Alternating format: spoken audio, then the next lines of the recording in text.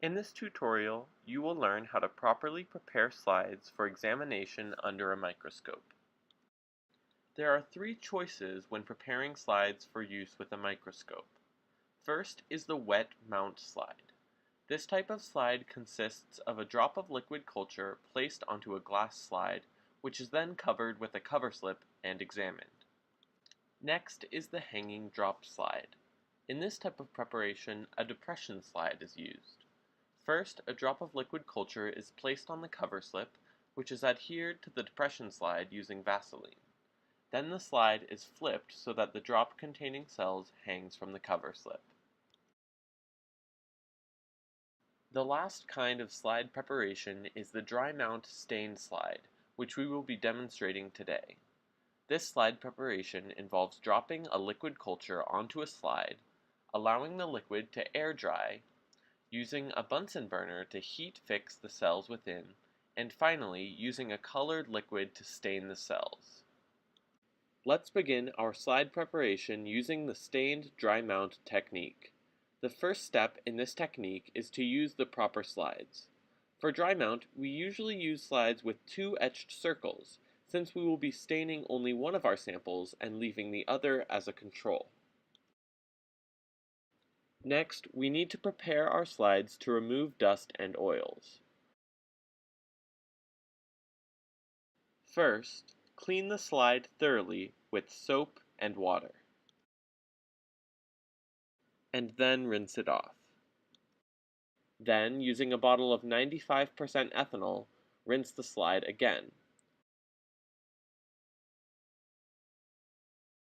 Finally, allow the slide to air dry. When the slides have finished drying, bring them back over to the bench.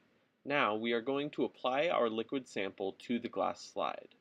For dry mount, there are two types of samples that we can use.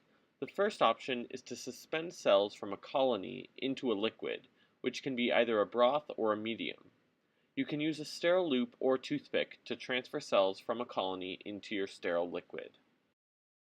The other option is to take liquid directly from cells growing in a liquid culture. You can use either a sterile inoculating loop or a pipette to transfer a drop of liquid onto the slide.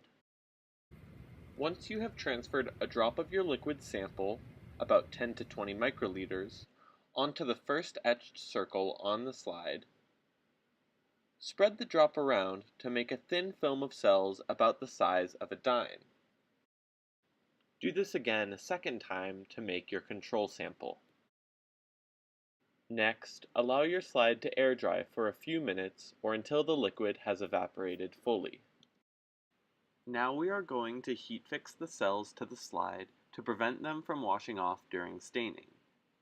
First, hold the frosted end of the slide with a clothespin and quickly pass the underside of the slide over the flame of the Bunsen burner.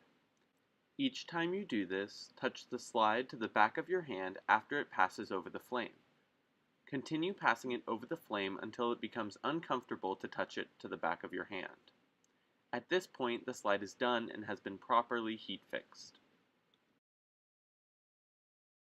Remember, you cannot heat fix the slide by holding the slide in your hand. You must use a clothespin to hold it. The next step is to apply the stain.